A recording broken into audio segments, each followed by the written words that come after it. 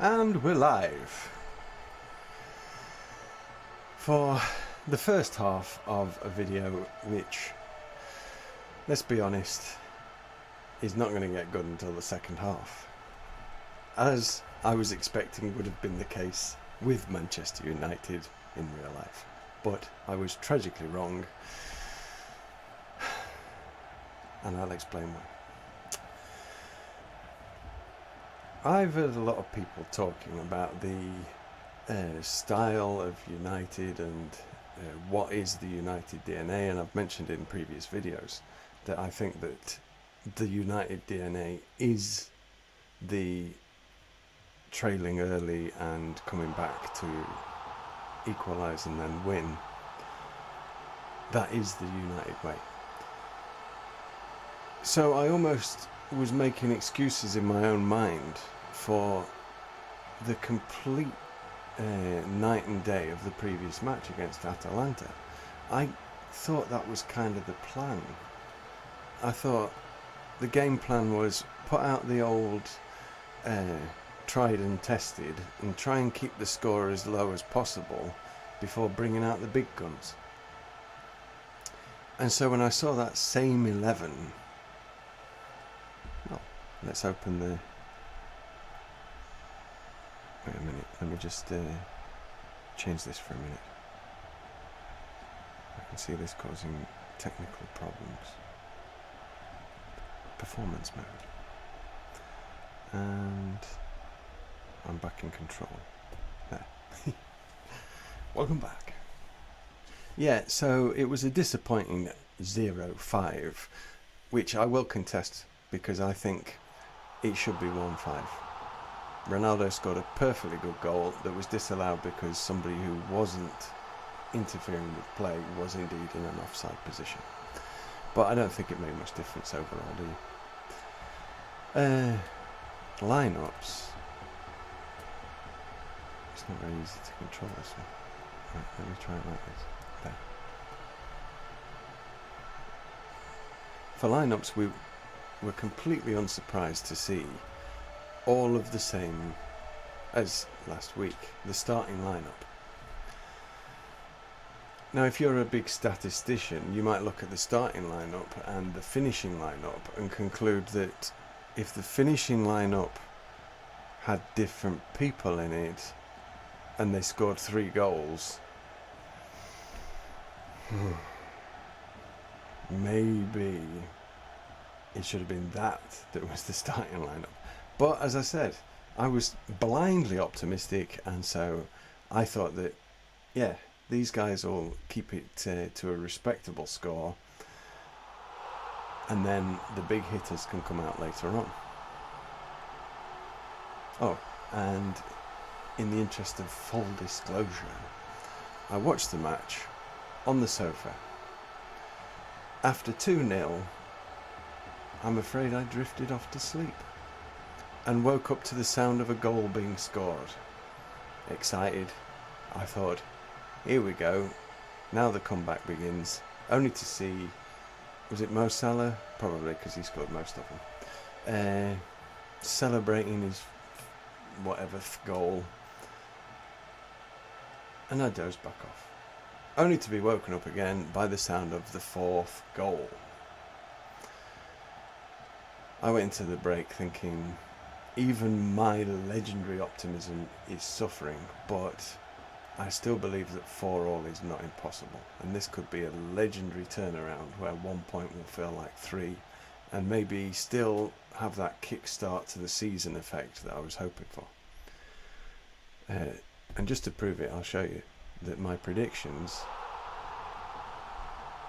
starting lineup, 60 points, 10 out of 11 players and correct formation. Oh yeah, I got correct formation last Wednesday, and then everyone was saying it was a 4-2-4 after, and I was like, oh? I said 4-2-3-1, which is basically the same thing. But yeah, so you can see we've got De Gea, Wan-Bissaka, Lindelof, Maguire, Shaw, McTominay, and you see I made the mistake of putting Pogba in from the beginning. I thought he'd learned his lesson because I do think that it was a bit of a punishment to put him on the bench in that first half of the previous game. And I thought that he was going to play today. Maybe if he'd have started the game... but I'm going into maybe zones. Do you want me to go into the maybe zone?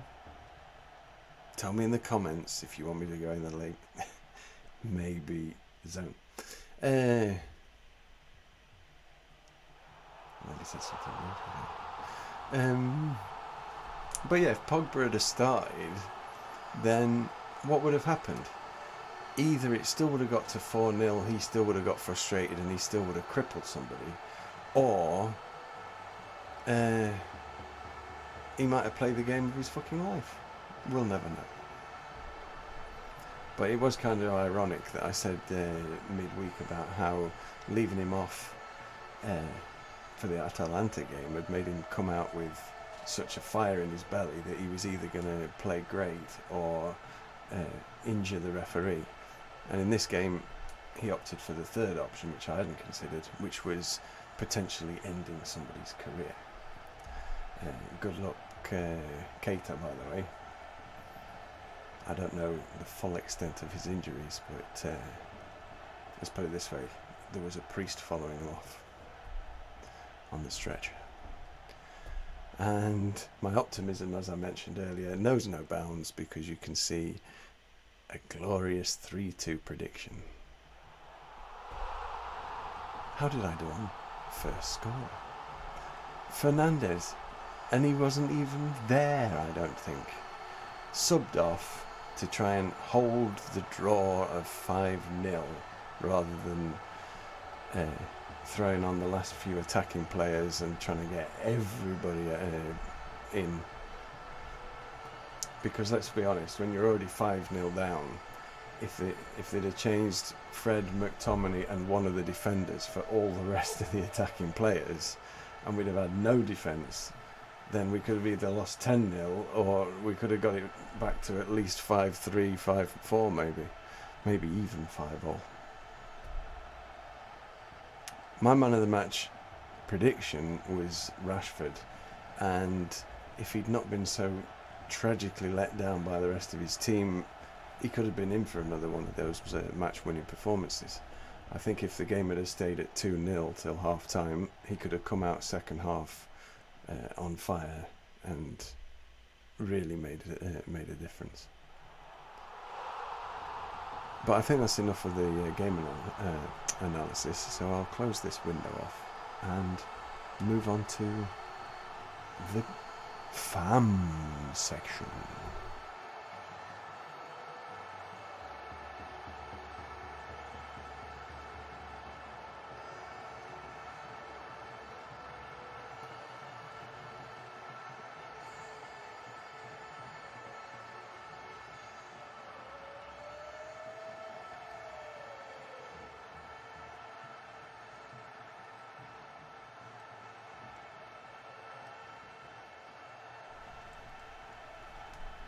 And so you can see that I've lined up Liverpool with the same formation, and I've gone for a 3-5-2. Shaw hasn't really been looking great lately, but neither has Maguire, and I was 50-50 for which one I preferred. But I'm putting Lindelof in the middle because of all the back four defenders, the much aligned Victor is the only one who's having any kind of reasonable game lately. And as you may have noticed, I've made McTominay my permanent club captain because I'm really trying to develop him as a future Darren Fletcher. With Pogba and Fernandes up the middle, Rashford and Sancho as it should have been, and I have a horrible feeling that Sancho's getting the Van der Beek treatment. Let's hope he doesn't open his mouth in any interviews over the next few weeks. But with the three at the back, which let's be honest, wouldn't have made that much difference to the scoreline from today. It frees us up to have two in attack. I think Cavani would be the perfect pair up for Ronaldo, but because Greenwood's having a great time lately, I'm starting him and then bringing Cavani on later. So let's get right into the game.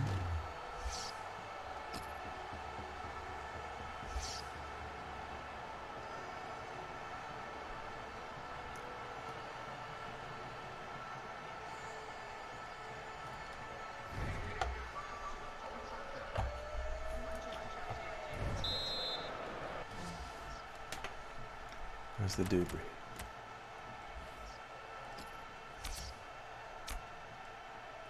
Hey, I remembered this time.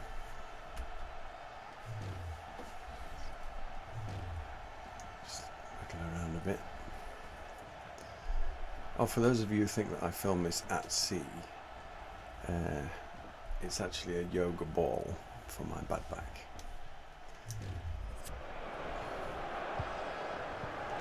And they're off. Settings remain the same as last match. I'm on world class level.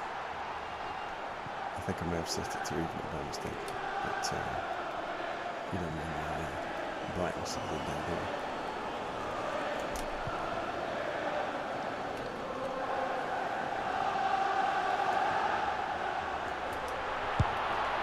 I wasn't shooting it, I was pressing the pace.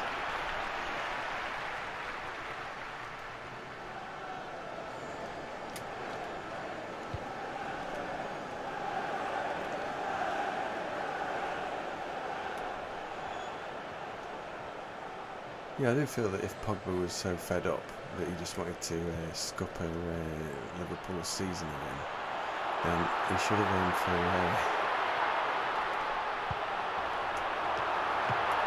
Virgil van Dijk, because Keita has got plenty of replacements. First good chance for United.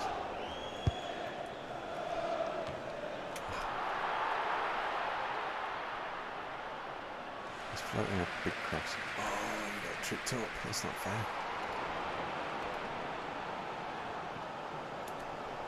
Playing out comfortably from the ball.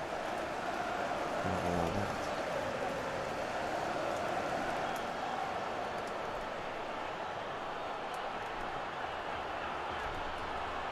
I also want to. Oh, great. And it's Rashford doing the defensive work because he hasn't got any comrades helping. Bugger! And it's Naby Keita. Go for him, Pogba.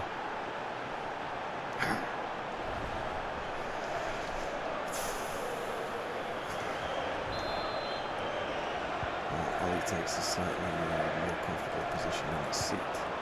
Let's see if he can make it.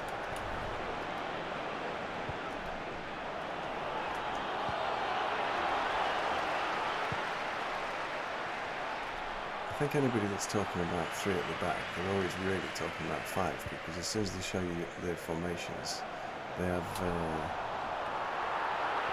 defenders galore. I don't think Wan-Bissaka's so good at going forward that you need him to be playing as the 5th defender in basically what is a midfielder's position.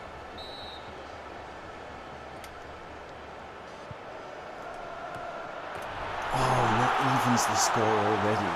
You see? You see? Ronaldo's been decapitated by the Chevrolet, so...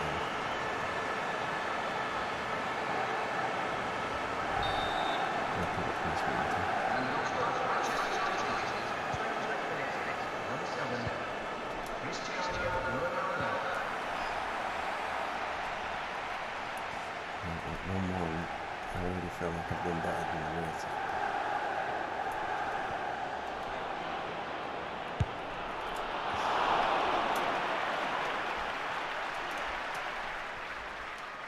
Oh, lovely turn, go on lad. Dribbles.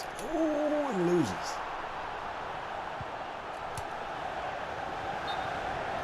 I want to talk about David De Gea for a minute. Many are saying that De Gea is having his best season in years. And let's just think about that for a minute. He's been at United for 10 years during the barren spell. So his best years have been at the time where he's had the shittest possible defence in front of him. And he's been pretty much the only thing keeping him alive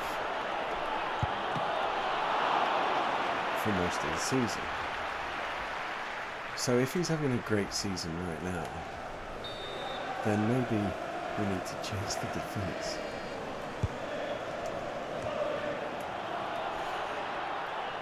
And you know what, when I saw Luke Shaw and Harry Maguire crash into each other and hand over, I think it might have been the second goal, I thought then that the big difference between De Gea and Henderson, to reopen that debate, is that Henderson would have shouted at him to get him to fucking move in different directions. It's a perfect layup for him.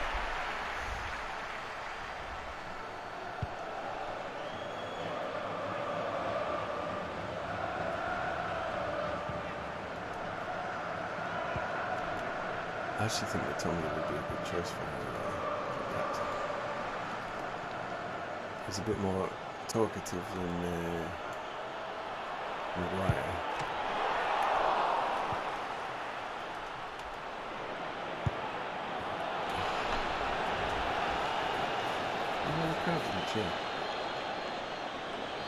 Maybe because they're so disappointed to see Naby Keita as the one who might get the hat-trick instead of the glorious Mohamed Salah.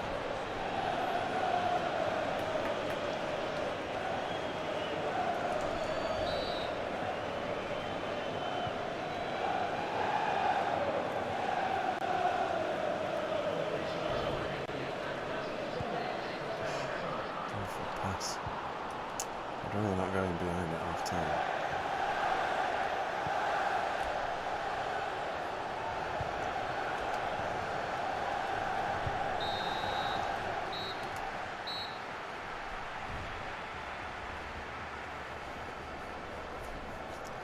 Yeah, and I don't know which one affects which. Is it that De Gea doesn't talk enough to his defenders and therefore they play better when they've got somebody like Henderson behind?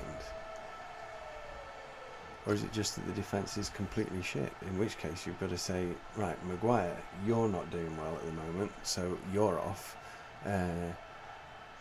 Varane's out injured, so what about trying Lindelof either in the middle of Shaw and Wan-Bissaka, or get Bailly out there? I can't believe we're back to the should Bailly play kind of debate.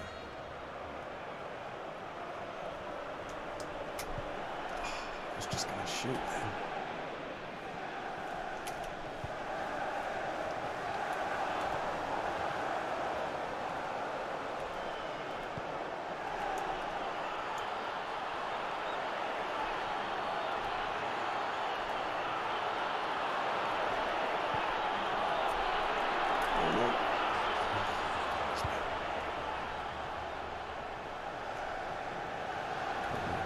Choice of colours.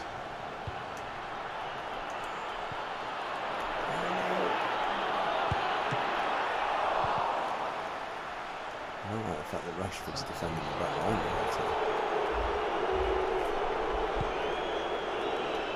Fuck off.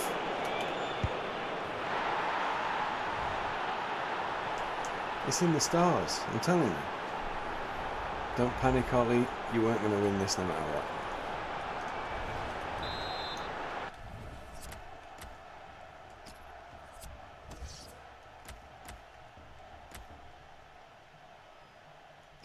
But now I do my preferred switch of Greenwood back to the wing and Cavani up front.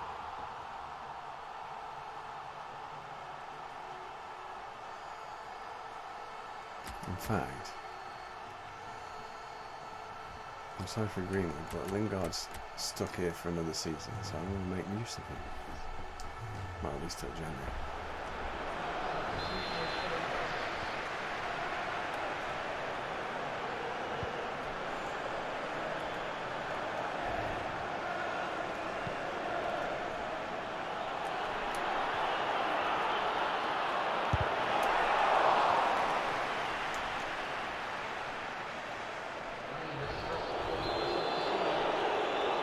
doesn't get a chance for a hat-trick then.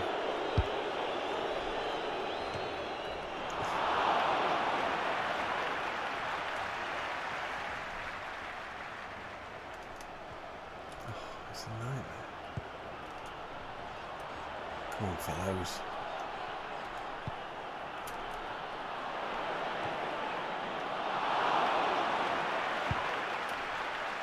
Absolutely wrong.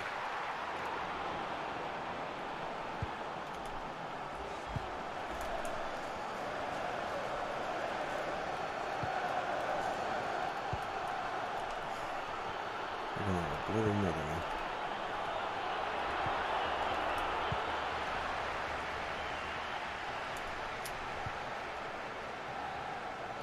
There we go.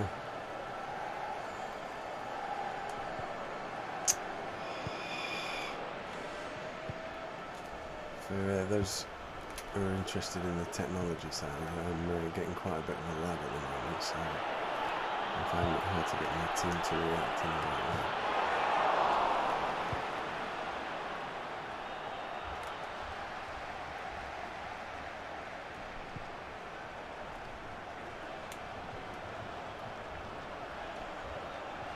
Come on, Scott McTominay, prove it. Show him why you're the captain. And he falls over. Good night, Scott.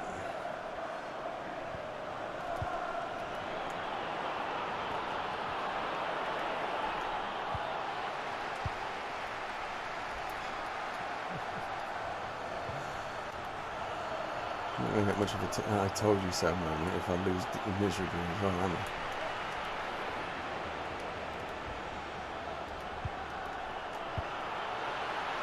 It's funny, but with a digital latency going on, it kind of feels like watching them for real.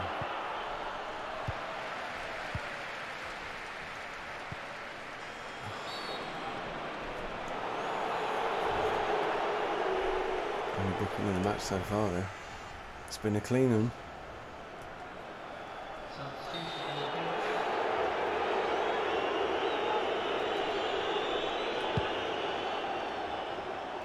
What the blazes was that supposed to be?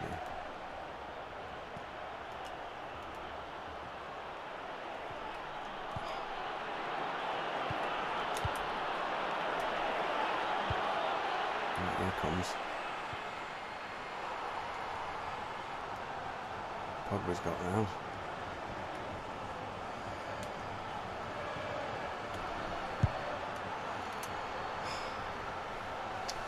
Guess they got one on target.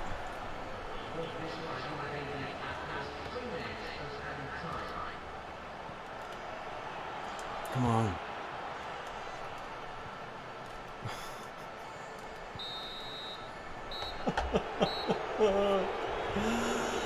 Oh, and it's a nightmare.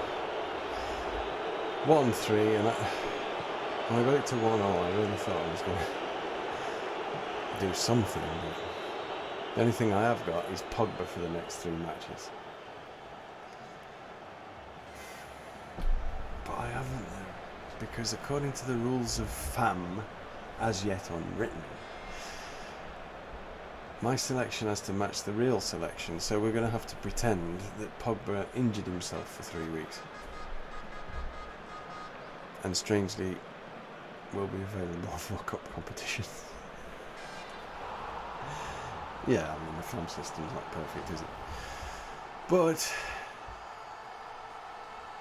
I think you can see that the conclusion is clear here.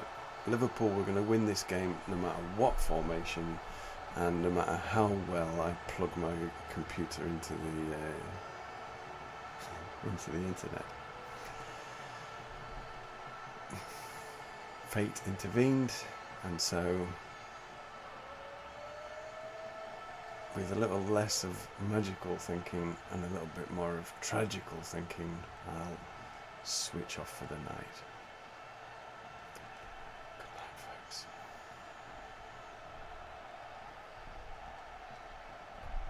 Should have got the button ready. Bye.